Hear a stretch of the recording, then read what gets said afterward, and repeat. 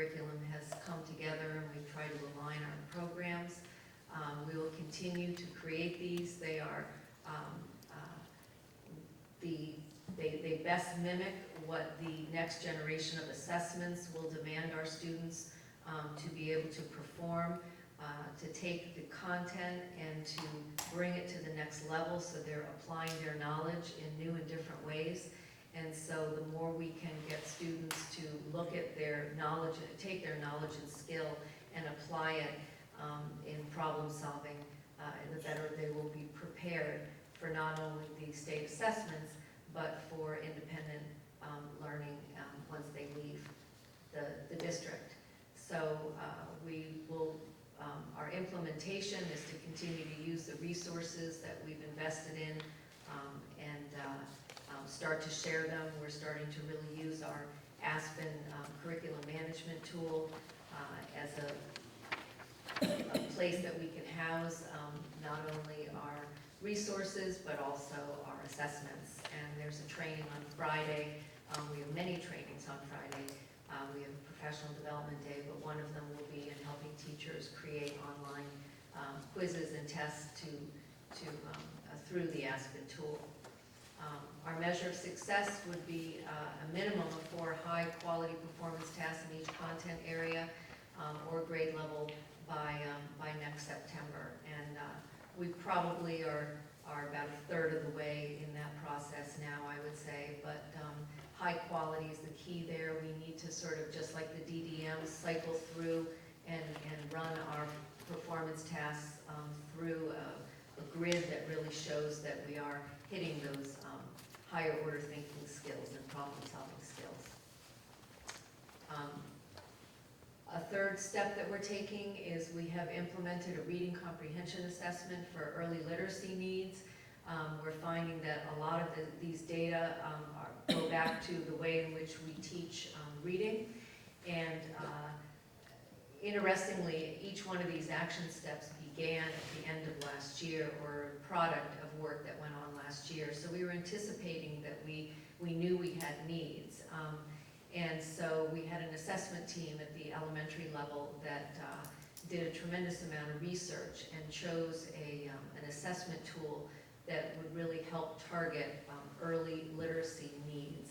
And so we started the training of that this September. There'll be more training involved on Friday, and then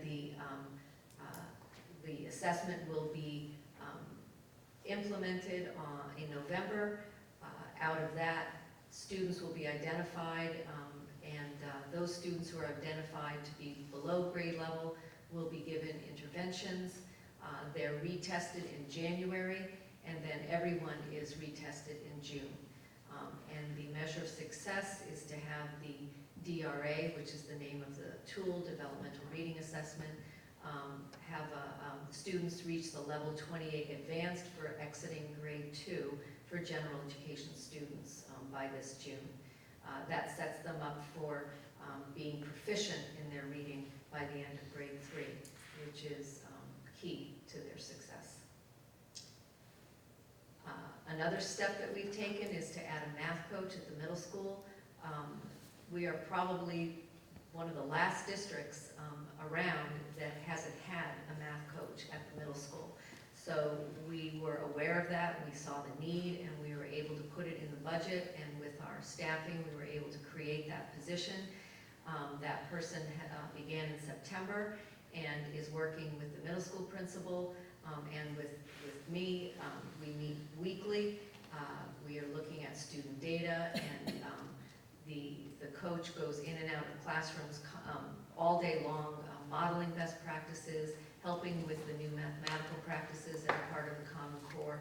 We're having an extended early release on Wednesday, October 15th. We're bringing in some dinner, and we're going to stay till around 6:30 and just work through with the whole math team in the middle school, not just the 3 of us, and start to do some data team and make a data wall and really start to identify the areas of concern, which are many. And our measure of success is that 80% of our middle school students at grade level will be at grade level on the state assessment by 2016. And then the final action step is to provide ongoing professional development in core content areas as well as differentiated instruction and writing across the curriculum.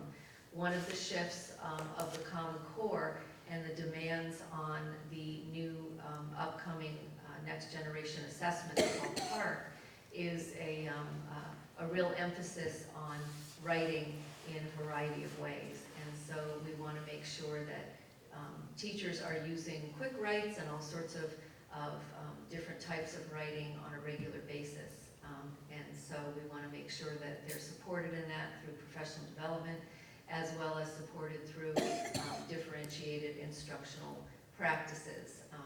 And that can look in, it comes in a variety of ways, but it's something that I don't think any educator will say they wouldn't like more of.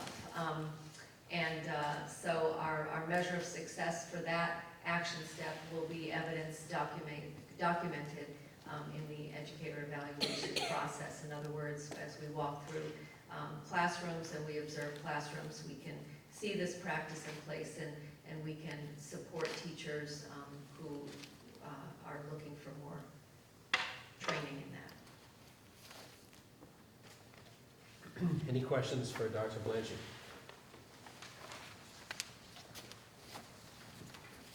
Sharon? On the MCAS that you presented at the beginning, do you have anything, if I came to visit you, that would show data across at least 3 years? Yes. Okay, that would be great. I'm very impressed with this and how thorough it is with the plan for improving these areas. Anybody else? Any comments? Carl, excellent job. I echo Sharon. It was exactly what one of our citizens 2 weeks ago alluded to in the way of an action plan, but without first analyzing, at least initially, the data for this new coming cycle of learning. It would be impossible 2 weeks ago to say, here's what we're going to do. So I don't know what one does with empty chairs, but at some point, maybe we repeat this in a month or 2 months to allow the public to know that these are the steps we're taking. And I think this brief but yet simple documents spells it out in a way that the layperson can say, good action steps, good attempt to begin to start to bring those youngsters who are struggling up to a speed that we say, good for you. A couple of comments, and I may be mistaken because I'm out of the field. With all this MCAS data analysis and the action steps, what happens, and I think we've adopted to move towards PARC. So here we are about to birth the ship and transfer our crew into a PARC setting. What happens to the 10th grade kids who are going to be continuing to take the MCAS? Without the MCAS prep in grade 3, 6, 8, what do you see? Will that be a dilemma? Well, it's my understanding that the MCAS will continue in grade 10 up through the graduating class of 2018. So you still have a large group of students who have taken the MCAS. In earlier years. Correct. Yeah. You know, so I don't see it as an issue. I think what we're concentrating on is making sure that we have the program and tools to start to get students in grades 3 and 4 comfortable with the online testing practice, because that's a big shift for them as well as the students in the middle school ages. But you want to start someplace. To your former point about getting the word out, these action steps will be incorporated in each of the building principals' school improvement plans, because they'll be flushed out at their level. So I'm hoping that will be shared soon and often as well.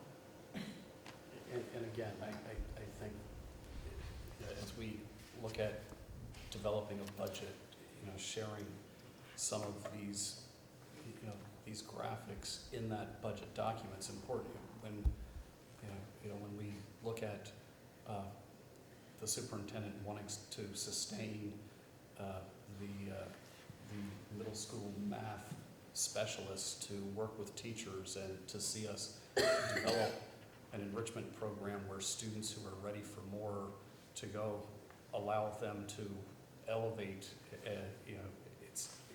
We're seeing this. I think the graphs that follow the cohort early on in Carl's presentation that look at the same set of kids when they were in 4th grade and how they do, and they were sort of following a consistent track with Massachusetts, where they do a little better in 7th grade and a little better in 10th grade, except our kids, there was this lag, this middle school lag, and can we go and address that middle school lag and actually see improvement in that much more improvement in middle school, and then if they're improving that much more in middle school, then where are they going to be when they get up in Rich's classroom at high school? So it's that look at where we're not seeing the growth where we want it, and put in some targeted interventions, which again tie back to budget. Brian? Actually, I want to follow up on something that Terry just said in terms of getting the information out to a larger group of people. Scott mentioned that the Chronicle's about to write some sort of story on this. It's not all good news, obviously. I think there's going to be the likely result of it coming out in the Chronicle is going to be a lot of people asking a lot of questions, and I think it might be worth considering having an opportunity, in the high school auditorium for basically the same presentation. Well, more importantly, the last part of the presentation in terms of what the plan is. I think it would be good to get that out to the public and maybe schedule it for some time after the Chronicle article comes out, and try to get as many parents into the, come looking at it, come see it as possible. And I would have hoped that the people who were here a couple of weeks ago raising these very questions would also, attend that sort of public forum. Maybe even some selectmen and finance committee members. So I would ask that be considered as a possibility. If I would piggyback off of what Brian's comment, even assuming this Chronicle article is going to be, Scott will be a contributor, or Dr. Blanchard, you would be contributing to some of it, that last measure of success, action steps, could be voiced to the reporter, so that is blended into the story of pretty good news and some real challenges. And here's how we're going to be addressing those challenges. So step 1, 2, 6. That Chronicle is read by a lot of the folks at Chatham and Howard, in addition to a live gathering of parents who would be interested to come. Excellent job, thank you. Thank you.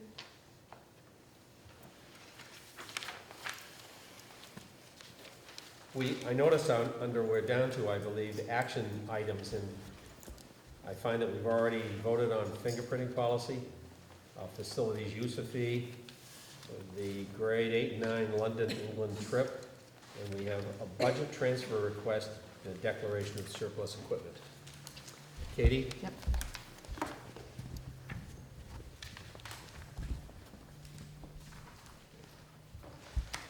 On page 9 of the detailed report, I showed where we need a $2,000 transfer. We budgeted $2,000 in professional development stipends, which is a salary line, and I need to transfer that into an expense line for professional development for a conference fee. So since it's in the same 2,000 cost center, but it's going from an expense to a salary line, from a salary to an expense, it requires a school committee approval. So I'm just requesting, I think I just entered the budget in the wrong line.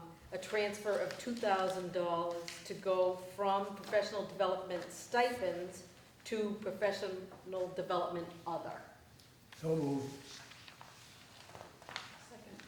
Here a second, any question, discussion regarding that, Katie? Hearing none, all those in favor of the Aye. transfer? Aye. Opposed? It's unanimous. Katie? There were the three surplus items that were in your packets. It's the clean out continues.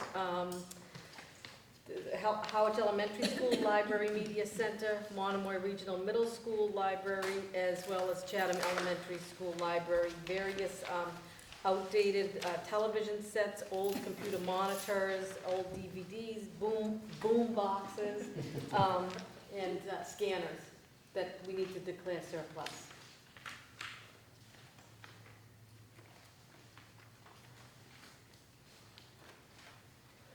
Steve? Mr. Russell, I move that we,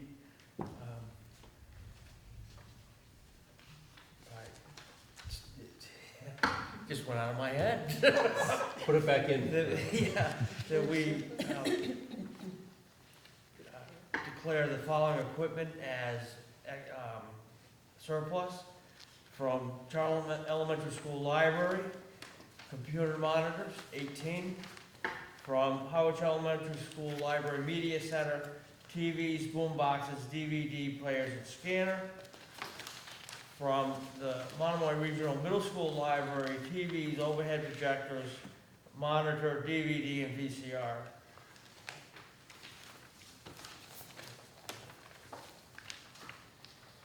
Second. I hear a second, any discussion or questions regarding the actions of declare surplus? Hearing none, I'll move to a vote. All those in favor? Aye. All opposed? It is so moved. And could I just add, I neglected to mention when I was doing my finance report, that in your packets has been included the 2014 audit, as well as our E&D certification statement from the Department of Revenue. And this, both the audit and the E&D certification pieces have been shared with the two town administrators and town accountants as well. And just for those who just need a quick snapshot, if you look at page 24 of the audit, it kind of just gives you a quick picture of what the year, how the year looked with the general fund budget. Sometimes the packet could look a little overwhelming. So if anybody has any questions, you can certainly review it. And we talked about it with our budget subcommittee group, but I just wanted to bring that to everybody's attention that you do have it. And feel free to ask any questions at next meeting or whatever that you may have on that. And briefly, Katie, the general fund, the excess and deficiency, the figure is $1,400,630, and that's good news, Right. and it should aid us in the several months ahead. It will help.